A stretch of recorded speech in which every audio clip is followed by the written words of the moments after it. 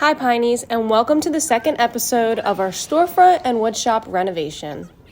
Many of you guys know the story of how we found this place, but if you're new, welcome and here's a quick recap. So Patrick and I were walking around our hometown, and as we were handing out flyers for the Pine Barren Makers Festival, we came across this space that we thought would be absolutely perfect because it had a big warehouse in the back for the woodshop and a little storefront in the front where we can sell our goods and others. So fast forward to April and we signed the lease. We were so excited because this place was finally ours, but we had a ton of work to do before we can open the doors up and get the wood shop moved over. The tenants before us was a garage door company, so it was kind of set up as a warehouse / workspace already, but they really didn't change anything since the 1960s, so we wanted to rip all of it out and start fresh. Our end goal for the wood shop and storefront is more of a clean, modern warehouse space, kind of industrial, so that's what we're going to aim for and work towards in the next few months. Once we got the keys, we were so excited to start doing demo in the back of the shop. So we immediately started ripping down these old shelving that they had and whatnot, cleaning up some of this old rug and a lot of different papers and stuff. There's lofts above the warehouse as well, so we started cleaning those out, and that was pretty fun, getting to knock down some 2x4s and kind of just throwing the sledgehammer around.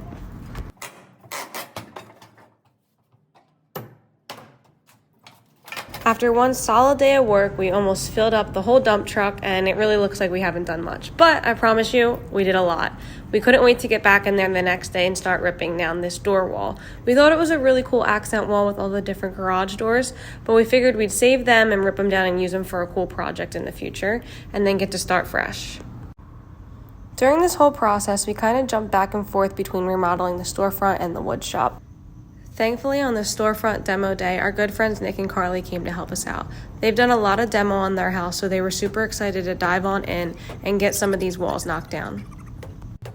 As you can see, I clearly had no idea what I was doing, but I was just super excited to start putting holes in the walls and seeing things happen. Nick and Patrick really ended up ripping everything down, which took them only like 30 minutes to rip the laminate down, and then a little bit longer to get some of those 2x4s out. So I was so excited to start seeing the space open up and really come to life. After the wall was ripped down and a lot of the cabinets were ripped out, we then took all of the laminate off of the walls surrounding it because later on we're going to add drywall. After that, it was time to rip all of the drop ceiling down, which took a ton of time and was a huge mess. Patrick then went row by row on the ladder, ripping down the old lighting and peeling the drop ceiling off.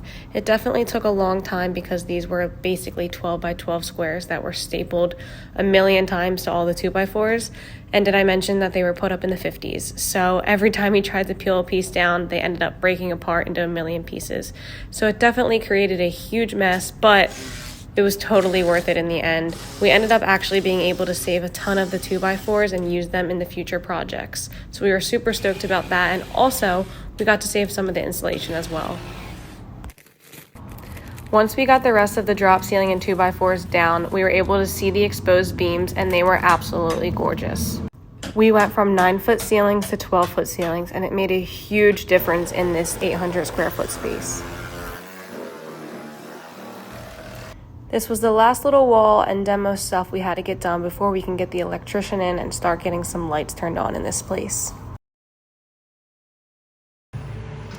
Okay, so we're sweating.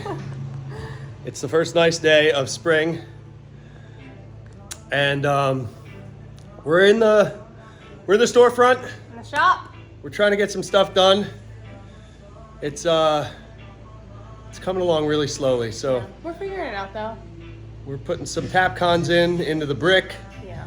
We're getting it ready for Drywall. yeah. All the prep work getting done today and probably tomorrow. Oh, and look at us matching. Ooh. Yeah, our hair looks the same too. A mess. We had a lot of prep work to do before we can start getting our accent brick wall in and the drywall in. There were a lot of 2x4 cutoffs that were where the drop ceiling started, so we had to rip those off and then add studs going all the way to the ceiling for the drywall and the faux brick wall to attach to. We knew when building out this storefront we wanted to have a big accent wall on the back wall, so we came across a YouTuber and blogger, which I will add her name below, who created this faux brick wall that we both fell in love with. I can't wait to show you guys how this turned out and what we ended up doing with it, which I will have a full YouTube video to share with you on the process and everything that went into it. As Patrick finished putting some of the studs above the drywall, I figured I'd start ripping out some of the things in this disgusting bathroom. Some of the appliances and ripping out the old cabinets, but sadly I had to stop because we still have no lights and it started to get dark. So what came in? Are large fans for the shop. 100-inch fans. They're gonna be huge. It'll be cool though. Where are they going? They are going to be going, if you want to follow me, into our window. These fans are going to be going into the shop, probably dropped around 2 feet down. 1, 2, in this vicinity, if you can tell by my finger pointing. Just to help keep the airflow down, the heat down, winter versus summer. Keep the air circulating in there. I like what you're doing with your hands. I'm Italian, it's what you do, you know? It's what you do, you know? So we're in the shop again today. Yesterday we got a bunch of the electric done. I don't know if you could see the boxes. We ran the MC wire and we have all of the boxes in for the lights. So today we're gonna get all of that hooked up and hopefully get the lights on. And we finally have the roofers working on the roof. I don't know if you could hear it, but I'll show you, they're up there.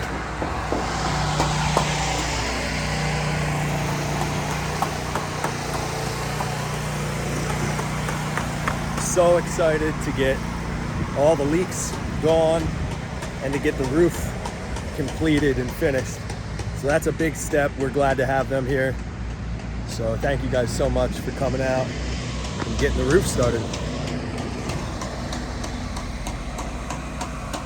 The following day, I mainly worked in the wood shop trying to get some things done and some orders, and Patrick asked me to run over to the storefront because he had a big surprise for me. We finally had lights. I was so excited to hit a switch and see those lights turn on. It was absolutely gorgeous and so rewarding to see the process happening. Having electric definitely changed the game in the next few weeks because we were able to work into the night. I also forgot to mention that in the middle of all of these renovations, my brother-in-law found a skateboard ramp that somebody needed to have taken down. So Patrick came up with a great idea to take this whole skateboard ramp down and save all of the wood, which I am grateful for now, but in the moment, it really sucked. It was very hot. It was just the two of us ripping down all of this plywood and all of these 2x6s, but thankfully we have them all in the shop now and we're going to be using a lot of them for the rest of the renovation. Stay tuned for episode 3 of our storefront and woodshop renovation and see what we get into next.